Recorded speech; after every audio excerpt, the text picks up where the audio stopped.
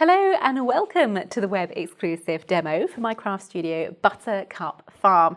This is such a cute collection and it's really lovely. We've got a whole host of different animals, and of course being in my craft studio we can change the sizes, we can change the colour, and we can create our own backgrounds and pattern papers for this collection as well. So let's hop onto the PC. I've popped my USB into the USB port and called up my craft studio. To access, I'm going to go ahead and find my files for this particular USB, and let's go ahead and go straight into scene building, because this is where we've got all our reflection artwork, this is where we've got all the details, this is where we've got everything that we're going to tell our story around. Now at the moment I've got the grid lines and the ruler on my page. Personally I like to work without them because then it feels more like I'm working on a sheet of cardstock here. Now I would like to make this into an A5 portrait card, so let's go ahead and click print and change to a landscape. We can then go into our overlays and we can use, what should we use, cards and A5 portrait, and then turn that overlay on. So now we've got a designated area. We know when we print this card out, it's going to print with these proportions in mind. It also gives us our ruler and also the center of our card as well. Now, first things first, I would like to create like a tiled background, a pattern background, like my own bespoke paper to create my card design on. So I'm going to scroll down, and I thought, being in Buttercup Farm, let's make the buttercup the theme of this design.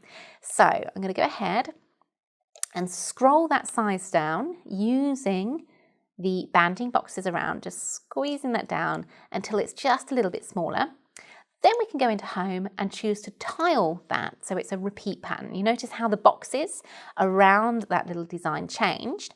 Now I'm going to scroll out, and that's going to give us a wonderful background repeat pattern on our paper like so.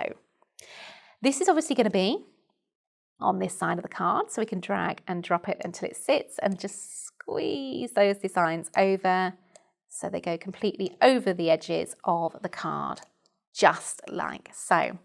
I thought to myself it might also be fun to have a coloured background to this particular card design as well. And the way I've found to do that is go into my text and add a text box. But here, where it says outline, we can click on that little colour box. We can colour pick from the buttercups themselves. So using the little picker tool, select a little colour, and then what we can do is just soften it. So I'm going to use this little tool here and drag that across until we get a much lighter colour. So it's still tonally the same colour we picked, but I'm just dragging it across until we get almost like a buttermilk version of that same tone. If we then click set under canvas, it will then change our background to that wonderful colour. So that's going to give us our tiled and our pattern paper for this design. Now what we need to do is click back onto the buttercup tiles, and rather than having them so obvious in the foreground, let's change the opacity down a little bit so it gives them more like a vellum quality, or maybe like a watermark effect.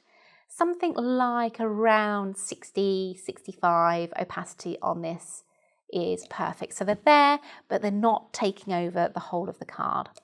We can then click off of that design. So that's our background, that's our pattern paper designed. We obviously want a topper on this card as well.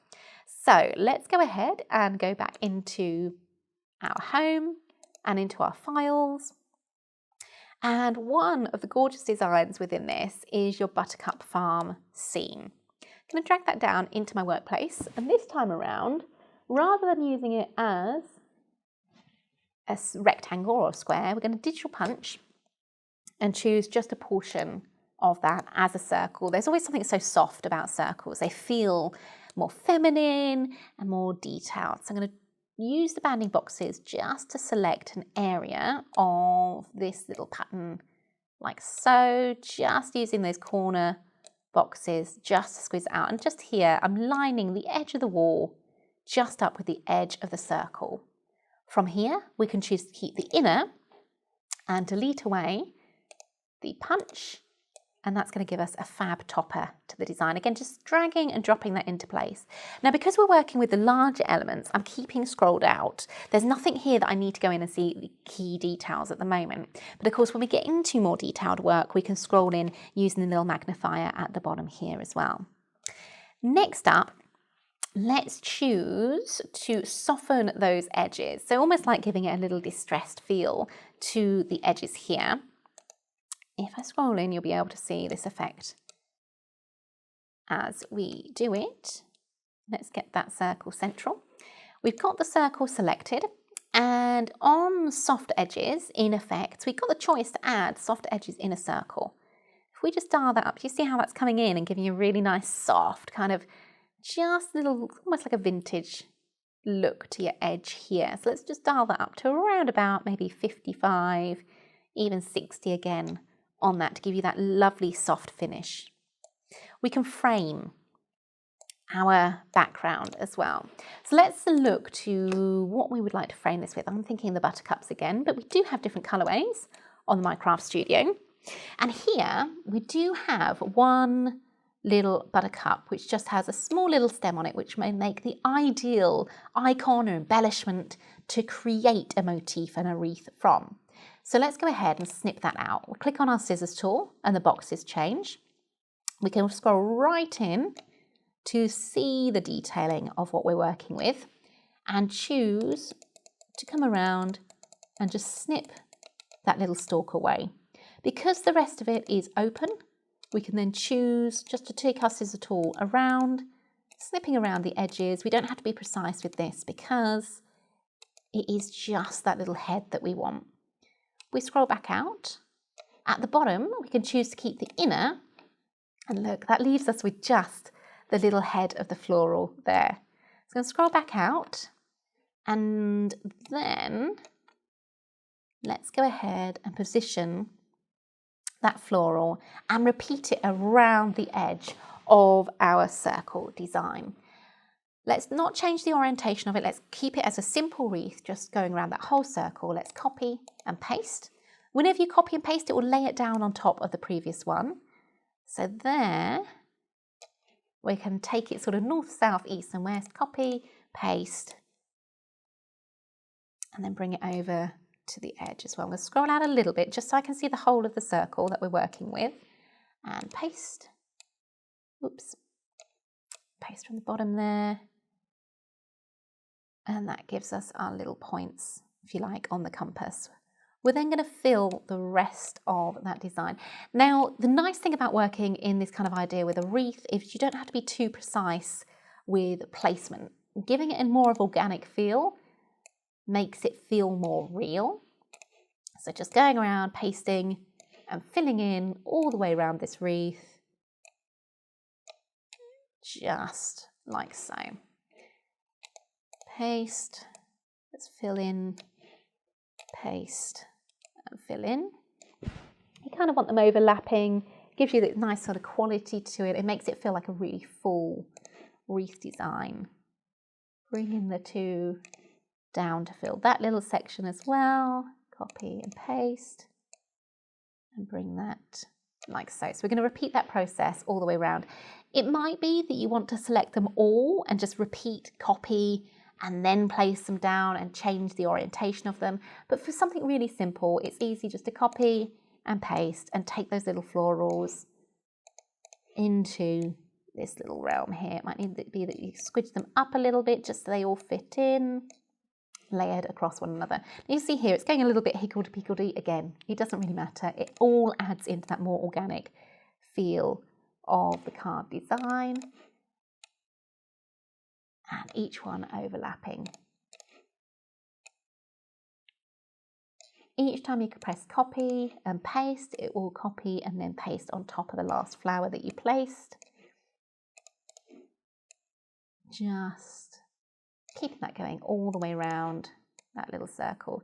And of course, using the white buttercups rather than the full yellow ones gives you that nice contrast between the pattern paper in the background as well, which is quite sweet.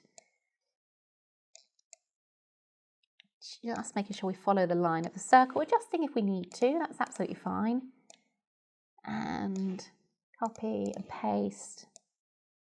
One last one, copy and paste. Now at this stage, if you want to, you can go around the whole of the design, just nudge ones into place, just expand them, detail them, whatever you like. But actually, I think that's looking quite nice as is.